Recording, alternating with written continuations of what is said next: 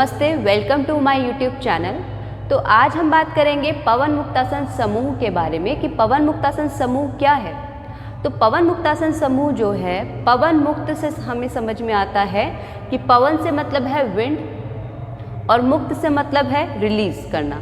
Wind को यानी कि जितने भी आपके शरीर का वात है उसको रिलीज़ करना, उसको मुक्त करना, शरीर से बाहर की ओर निकालना पवन मुक्तासन कहलाता है। और पवन मुक्तासन के ही कुछ समूह बनाए गए हैं। पवन मुक्तासन के ग्रुप हैं जिसको हमने 3 भागों में बांटा है। ग्रुप को हमने 3 पार्ट में डिवाइड किया हुआ है। तो पहले ग्रुप के बारे में हम यहाँ पर जानेंगे। पहला ग्रुप जो आपका प्राथमिक समूह है उसमें क्या है, उसमें क्या बताया हुआ है। तो उसमें बताया गया है ऐसे व्यक्ति जिनको आसन करने के लिए या ज़्यादा बॉडी एक्टिविटी करने के लिए मना की गई है, या फिर वो ज़्यादा बॉडी एक्टिविटी नहीं कर पाते, इतनी बॉडी में अकड़न है या किसी रोग की वजह से, दर्द की वजह से वो ज़्यादा एक्टिविटी नहीं कर पाते हैं, तो उन व्यक्तियों के लिए प्राथमिक समूह को बताया गया है। तो आइए प्राथमिक समूह किस तरीके से है, कौन कौन से हम उसमें सूक्ष्म व्यायाम करते हैं, तो उनको जानेंगे। पहला अभ्यास आपको बताया है प्रारंभिक स्थिति। तो प्रारंभिक स्थिति के लिए आपको दोनों पैरों को बाहर की ओर फैलाना है, सामने की ओर फैलाएंगे और दोनों हाथों को अपने कमर के पीछे इस तरीके से रखेंगे और हल्का सा कमर को पीछे की ओर लेके जाएंगे सहारा देने के लिए। अब यहाँ पे आप पैरों को सीधा रखेंगे, कमर सीधी रहेगी, गर्दन सीधी रहेगी और नेचुरल ब्रीदिंग रहेगी, सामान्य सांस प्रश्वास। दूसरा जो अभ्यास आपको बताया गया है वो बताया है आपको पादांगुली नमन, यानी कि आपकी जो पैर की अंगुलियां हैं जिसको हम टो बेंडिंग बोलते हैं, टो बेंड बोलते हैं। इसमें हम अपने पैरों की उंगलियों को आगे और पीछे की तरफ लेकर आते हैं। तो श्वास भरते हुए पैरों की उंगलियां अपनी तरफ आएंगी और श्वास को बाहर निकालते हुए आगे की तरफ। आपकी एड़ियाँ आगे की तरफ नहीं झुकेगी, आपको पंजों को सीधा रखना है। यहीं से हम अपने पैरों के अंगूठे और उंगलियों को अपनी तरफ लेकर आएंगे और नीचे की ओर लेकर जाएंगे। जिस तरीके से हम इसका अभ्यास करेंगे श्वास भरते हुए पैरों के अंगूठे और अंगूठों के साथ उंगलियां अपनी तरफ लेकर आएंगे, श्वास को बाहर निकालते हुए आगे की तरफ। ये अभ्यास आपके पैर दर्द के लिए बहुत ही अच्छा अभ्यास है और ये अभ्यास आपके वात रोगों को भी दूर करते हैं। दूसरा अभ्यास जो है वो है आपका गुल्फ नमन। गुल्फ आपका संस्कृत शब्द है जिसका अर्थ होता है आपकी एंकल। एंकल को हम गुल्फ बोलते हैं और यहाँ पे बोला जाता है गुल्फ नमन, यानी कि आपकी जो एंकल है उसको हम नीचे अपनी मैट से टच करने की कोशिश करते हैं, छूने की कोशिश करते हैं। तो अभी हम यहाँ पर अभ्यास करेंगे। श्वास भरते हुए अपने पैरों को ऊपर की ओर लाएंगे और श्वास को बाहर करते हुए गुल्फ को, पैरों को नीचे की ओर। तीसरा जो अभ्यास है आपका वो है आपका गुल्फ चक्र, यानी कि इसमें हमें अपनी एंकल को रोटेट करना है। तो अब हम करते हैं गुल्फ चक्र। श्वास भरते हुए अपने गुल्फ को यानी कि एड़ियों को अपनी तरफ लेकर आएंगे, श्वास को बाहर निकालते हुए आगे की ओर। तो इस तरीके से हम चक्र बनाएंगे, सर्कल बनाएंगे। जितना बड़ा आप सर्कल बना सकते हैं उतना बड़ा सर्कल बनाने की कोशिश करेंगे और इस सर्कल को हम दाएं और बाएं दोनों दिशाओं में घुमाएंगे। अब चौथा जो हमारा अभ्यास है गुल्फ चक्र। तो गुल्फ चक्र इसी तरीके से होगा आपका। इसमें आपको क्या करना है, इसमें अपने पैर को हम इस तरीके से रखेंगे, एक पैर के ऊपर अपने पैर को इस तरीके से दूसरे पैर को फोल्ड करके रखेंगे, मोड़ कर रखेंगे, अपने एंकल को पकड़ेंगे और इस तरीके से एंकल को रोटेट करेंगे। अभी यहाँ पर हम एक एक करके करेंगे। अभी हमने इससे पहले साथ में दोनों एड़ियों को, दोनों गुल्फ को रोटेट किया था, चक्र बनाया था। अब हम सिंपल एक लेग से अपनी एक एंकल को रोटेट करेंगे। कौन सा, क्लॉक और एंटी क्लॉकवाइज, यानी कि दाएं और बाएं दिशा में। इसी तरीके से हम दूसरे पैर से भी करेंगे।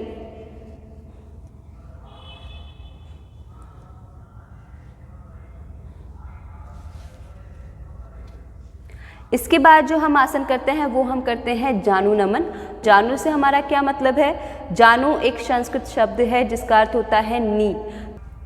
अपने दाएं पैर को इस तरीके से मोड़ेंगे, अपनी थाई को, अपने दाएं पैर की अपनी थाई जंघा को इस तरीके से रोकेंगे, पकड़ेंगे और जानु नमन, श्वास भरते हुए अपने पैर को ऊपर की तरफ उठाएंगे और श्वास को बाहर निकालते हुए नीचे की ओर लेकर आएंगे। कमर सीधी रहेगी, अपना पूरा ध्यान अपने शरीर की गतिविधि पर रखेंगे, बॉडी मूवमेंट पर रखेंगे। इस तरीके से हम अभ्यास करेंगे दोनों पैरों से एक साथ, 10 टाइम 1 लेग से और 10 टाइम 1 लेग से। अभी फिर इसके बाद जो हमारा अगला अभ्यास है वो है आपका जानु चक्र।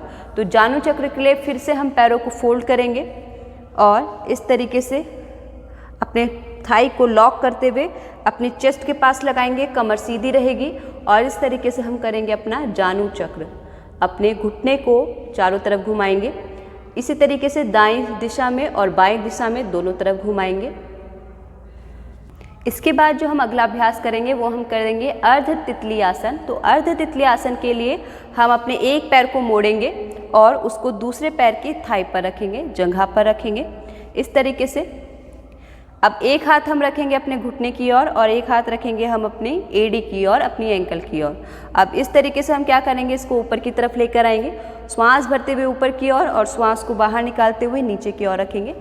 श्वास भरते हुए ऊपर की ओर, श्वास को बाहर निकालते हुए नीचे की ओर। इस तरीके से हम अपना अर्ध तितली आसन करेंगे और इसको हम फिर दूसरे पैर से भी इसी तरीके से करेंगे। इसके बाद जो हमारा दूसरा अभ्यास है वो है आपका श्रोणी चक्र।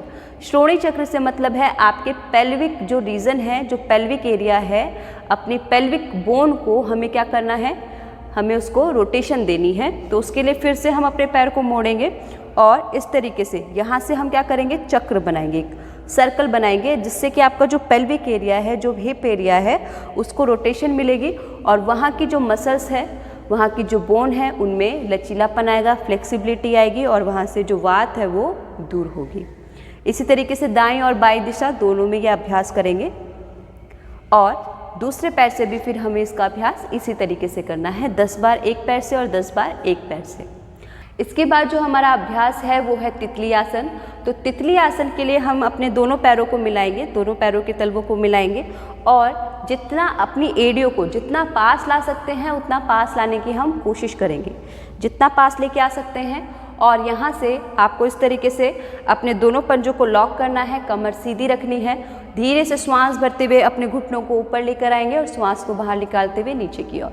यही आपको करना है, श्वास भरते हुए ऊपर की ओर, श्वास को बाहर निकालते हुए नीचे की ओर। इस तरीके से हम ये अभ्यास करेंगे और यह अभ्यास हमारा रहेगा 10 से 20 बार। इसके बाद हमारा अगला अभ्यास है मुष्टिका बंधन। मुष्टिका बंधन से मतलब है आपका फीस्ट लॉक। आपको यहाँ पे क्या करना है, दोनों हाथों को सामने लाना है, अपनी फीस्ट को लॉक करना है और खोलना है, इस तरीके से लॉक करना है और खोलना है। मुष्टिका यानी कि मुट्ठी को बांधना है, मुष्टिका बंधन, और इस तरीके से हम उसको बांधेंगे और खोलेंगे, ठीक है, इस तरीके से हम इसको टाइटली लॉक करेंगे और खोलेंगे। ये है आपका मुष्टिका बंधन।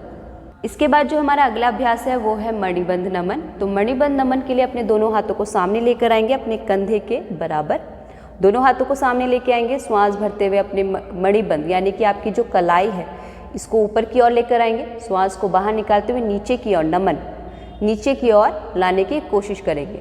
फिर से श्वास भरते हुए ऊपर, श्वास को बाहर निकालते हुए नीचे, इसका अभ्यास करेंगे।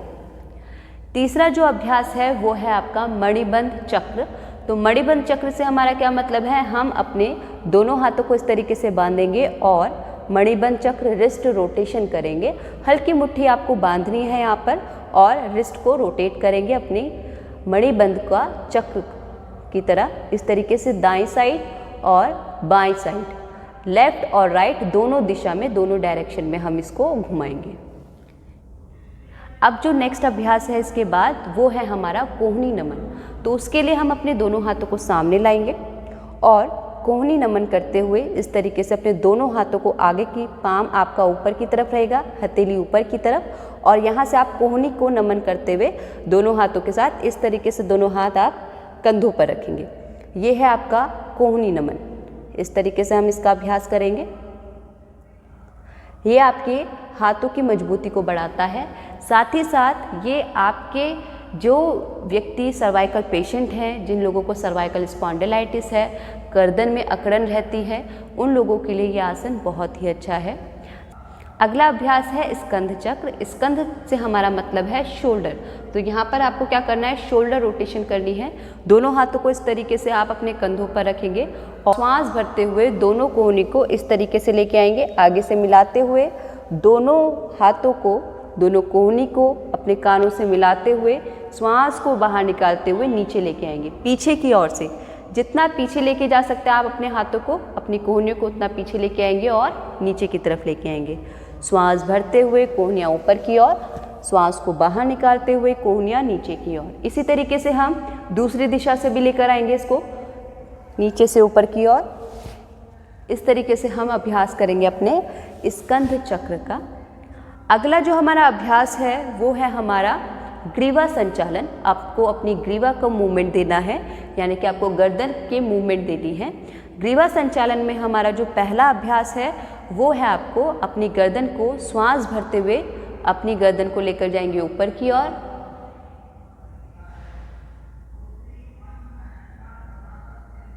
श्वास को बाहर निकालते हुए अपनी गर्दन को लेकर जाएंगे नीचे की ओर। जिन व्यक्ति को सर्वाइकल स्पॉन्डिलाइटिस की समस्या हो वो व्यक्ति इस आसन का अभ्यास ना करें। बाकी सभी व्यक्ति इस आसन का, इस सूक्ष्म व्यायाम का अभ्यास कर सकते हैं। इसमें आपको क्या करना है, जो सर्वाइकल स्पॉन्डिलाइटिस के पेशेंट हैं वो उनको गर्दन ऊपर तो लेकर जानी है लेकिन नीचे नहीं लेके आनी है, वो अपनी गर्दन वापस सामने लेकर आएंगे। तो इस तरीके से हमारा ये अभ्यास रहेगा। ग्रीवा संचालन का जो दूसरा अभ्यास है वो है आपको अपनी गर्दन लेकर जानी है इस तरीके से, बाएं साइड, श्वास भरते हुए वापस, श्वास को छोड़ते हुए अपनी गर्दन लेके जाएंगे दाईं साइड। यह अभ्यास आपके गर्दन में लचीलापन बढ़ाता है। जितनी भी आजकल हम देखते हैं हमारा ऑनलाइन वर्क फ्रॉम होम ज़्यादा बढ़ गया है, तो जिससे कि हम दिन भर कंप्यूटर में बैठे रहते हैं या एक जगह पर पर्टिकुलर हम बैठे हैं और हमारी कोई मूवमेंट नहीं हो रही है, तो उसके लिए ये आसन बहुत ही अच्छे हैं, बहुत ही बेनिफिशियल हैं। अगला जो अभ्यास है ग्रीवा संचालन का वो है आपको अपनी गर्दन को लेकर जाना है साइड से इस तरीके से झुकाते हुए। इस तरीके से हम अपनी गर्दन को झुकाएंगे, श्वास भर देंगे, श्वास को बाहर निकालते हुए अपनी गर्दन को दाएं और बाएं साइड लेकर आएंगे, श्वास भरते हुए वापस, श्वास को बाहर निकालते हुए दूसरी तरफ। इस तरीके से हम अभ्यास करेंगे।